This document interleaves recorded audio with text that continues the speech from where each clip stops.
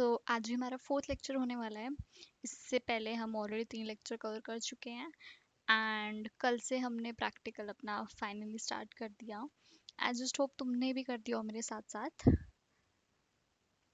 तो ये सब हमने कवर कर लिया है, ये बाद में देखेंगे। तो now we are on foreign key. Okay, so foreign key क्या होती है? लाइक इसमें हमें अगर हमारे पास 2 टेबल हैं, राइट। हमने ऑलरेडी एक टेबल बना लिया था, जो मैंने तुम्हें दिखाया था, जो था स्टूडेंट टेबल। तुम देख सकते हो ये हमारा स्टूडेंट टेबल है, उसका एडमिशन ईयर का वो कट गया।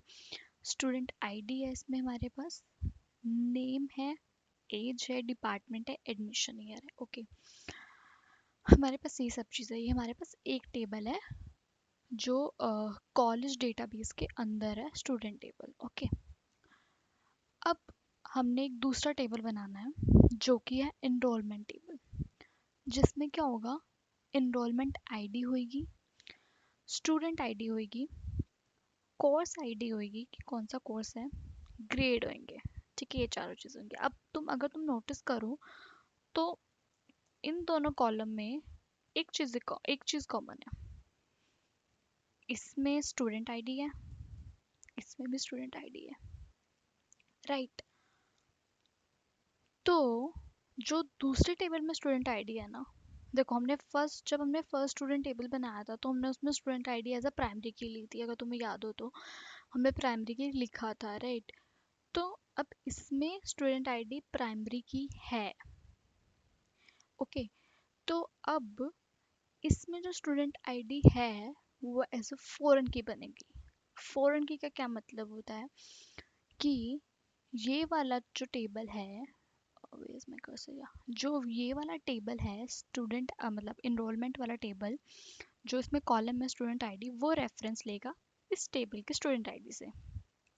जो इसमें बच्चे आते जाएंगे ना, like student ID 4, student ID 5, 6, 7, वो इसमें भी आते जाएंगे। वो ये वाला टेबल उस टेबल से रेफरेंस लेगा एंड इसमें, समझ रहे हो ना तुम, ये चीज़ होती है। बाकी मैं तुम्हें और चीज़ें बताऊंगी आगे आगे। बेसिकली फॉरेन की यही होती है कि जिसमें हमें एक कॉलम 2 या उससे मल्टीपल टेबल्स में चाहिए होता है, तो हम एक टेबल में उसे एज अ प्राइमरी की डिफाइन कर देते हैं, बाकी टेबल में हम उसे फॉरेन की बना देते हैं। Key forms one table to another, refers to primary key in another table. Obviously वो रेफर कर रहा है दूसरे टेबल के प्राइमरी की में। Can have duplicate values, obviously can have duplicate values. Like if I am just making something, wait I just show you.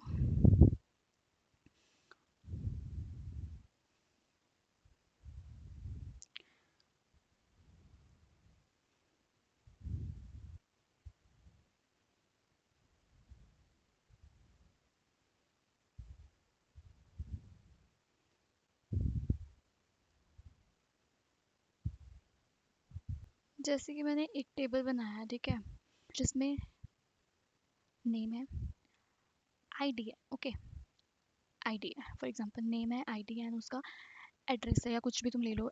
I would say कि तुम डिपार्टमेंट ले लो इसमें, department. Okay, department you mean like CSC electronics से कहाँ से है।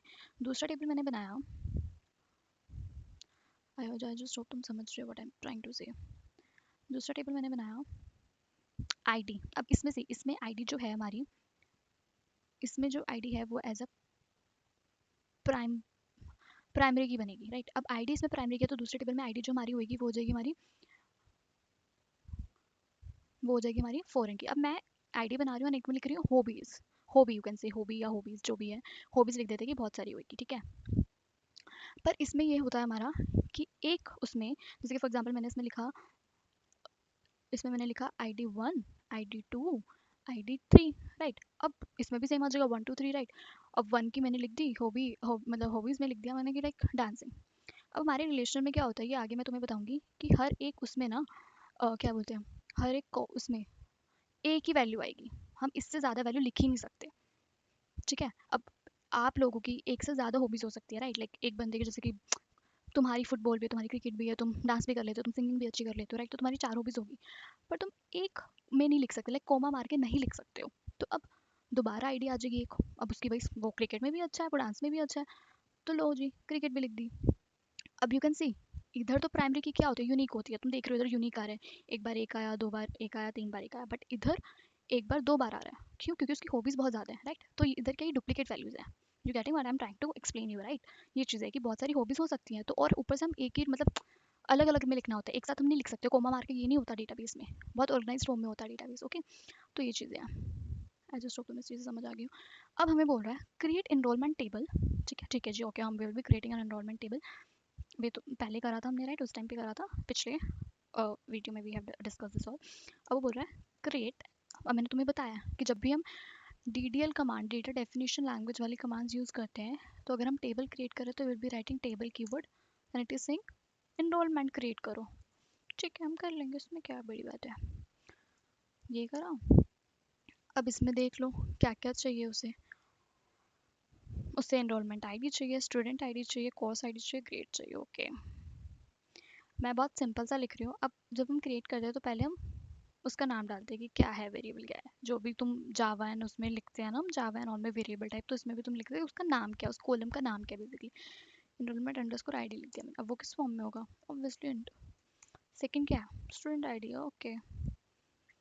हमने ऊपर स्टूडेंट आईडी कैसे पाया, student underscore ID, will be putting like this only. क्या है, वो भी इंट ही है। नेक्स्ट किस क्या है, ग्रेड है हमारा, है ना? Grade, grade we will be saying in care, जो होगा दो का लिख दो, will be writing in one only, ठीक है? नेक्स्ट कौन, नेक्स्ट क्या है अपना, कोर्स आईडी हो गया। कोर्स आईडी भी हमारी इंट में हुई है, राइट? अब मैंने तुम्हें बोला जब हम करते हैं ना, ये सब लिखते हैं जब, और सब में कोमा आएगा बट लास्ट में कोमा नहीं आता। कोमा क्या क्यों आता है, कि हमने अभी और चीज़ें लिखनी है, अब हमारा एंड हो चुका है, एंड हमेशा लास्ट में इसके बाद इसको ऐसे बंद कर दो, राइट?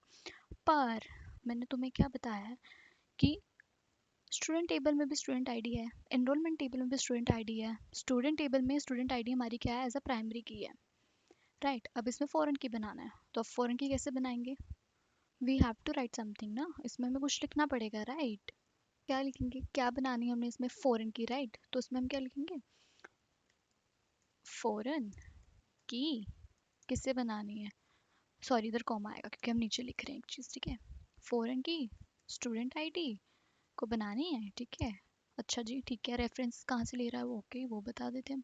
रेफरेंसेस कहाँ से ले रहा है वो ले रहा है स्टूडेंट, स्टूडेंट के टेबल से।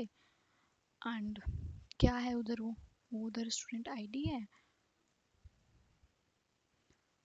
Okay. There something spelling mistake, I feel like missing this bit. Okay, so foreign key के बाद ये आएगा, okay. Wait, bracket references, students not valid at this point expecting this, okay, wait, okay now let's run it, okay. Wait, किसे foreign key बनानी है वो लिख दो, रेफरेंस कहाँ से ले रहा है, स्टूडेंट टेबल से ले रहा है, क्या कॉलम है इसमें, student ID. Now let's run it, बन गया तुम्हारा, you can see it. Describe से तुम्हें सब कुछ पता चल जाता है उसका, ओके।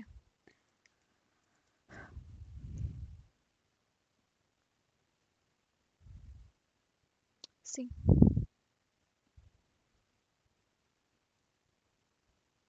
ओके।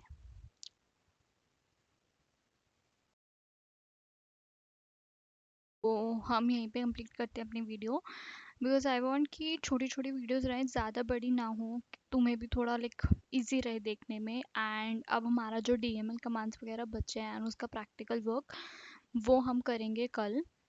कल मैं तुम्हें सब लाइक इसकी वीडियो दे दूँगी DML कमांड्स की पूरी, जो हमारी आई गेस 25 मिनट समथिंग की रहेगी, या अगर इससे मतलब इससे बड़ी तो नहीं होगी, बस इतने मिनट की रहेगी। तो आई जस्ट वांट कि वो एक अलग ही टॉपिक रखें हम, क्योंकि अगर मैं इसमें इंक्लूड कर दूंगी तो बहुत बड़ी हो जाएगी वीडियो हमारी वो, ओके।